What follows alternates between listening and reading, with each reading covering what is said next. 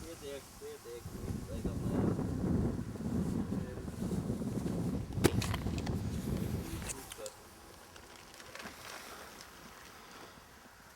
Koroče, laikam nav runāts kopš vakardienas rīta. Vakar pamodāmies tur, ko mēs jau teicu, tas ir Krievijā.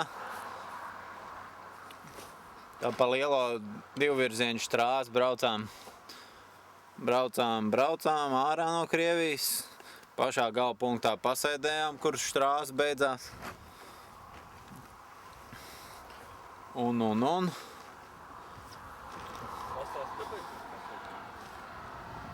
Tur arī es sāku pamanīt, ka man ir tukšāka riepa. Tad mēs braucām tālāk, pāris kilometrus pabraucām. Akā bija sausa, tad es arī nepumpēju vairāk, bet uzmontēju jaunu.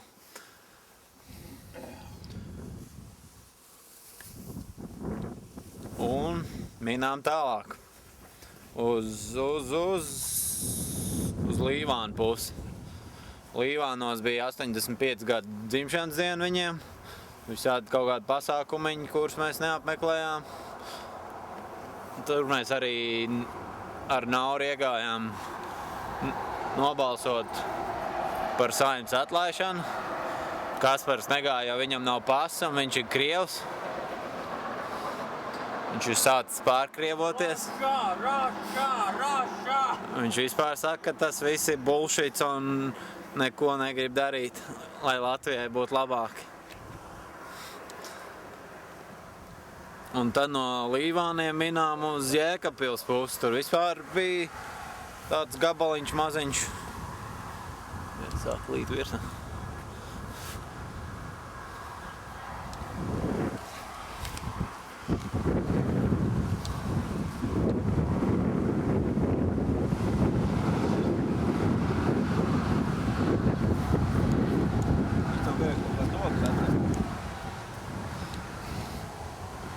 Jā, kaķis uz Jēkabpilu, ko mēs Jēkabpilī labi darījām. Pārbraucām pāri tiltām pie Rīmčika.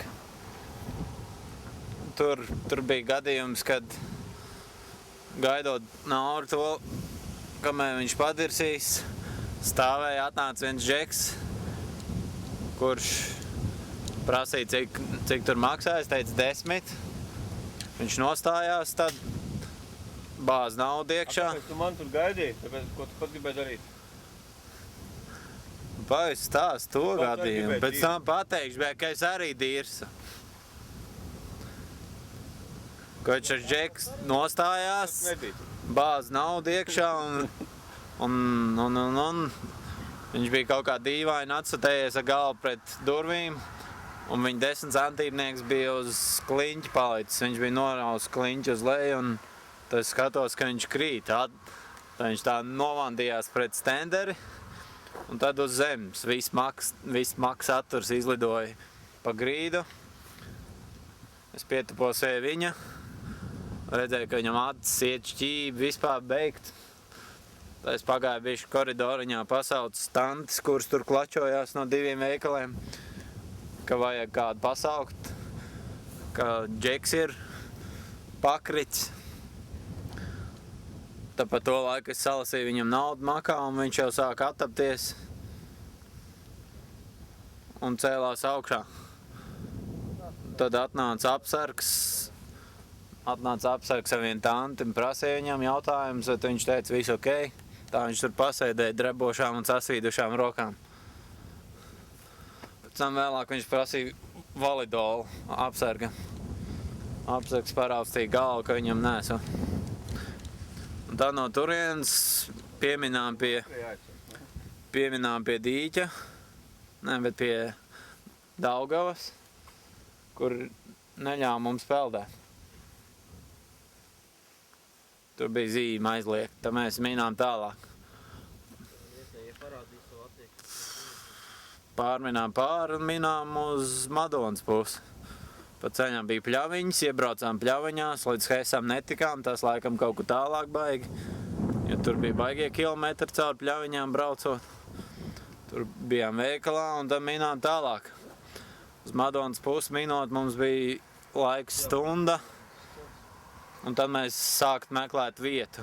Stunda pagāja, mēs meklējām vietas, nekur labs nebija. Tad minām vēl un vēl. Līdz kaut kādiem 10 gandrīz. Atradām vienu upīti pēc Gaiziņa kalna pagrieziena. Saules kalnos ripojām pa 2 kalniem lejā. Samīdzi kādu. Un noripojām pie upes, tur nekā nebija. Tad paminām bišķi apakaļ uz Saules kalnu, Pilskalnu. Tagad mēs esam pašā augšā. Mūs neviens nevar aizkacēt. Ja būs bruka armija, mēs varam pretoties, jo viņi netiks tik augstu. Piecēlāmies ritīgi šit dejā. Šodien ir svētdiena. Laiks ir svētdienīgs. Tagad taisoties braukt projām. Sācis bišķiņ noskaidroties, bet cimds vajadzētu, lai nesalt rokas. Tā nu mēs mīsim, kad dažus kilometrus, 10 līdz Madonai. Tad no Madonas tad uz māju pusi, uz Cēsī. Kaut kā tā. Viss.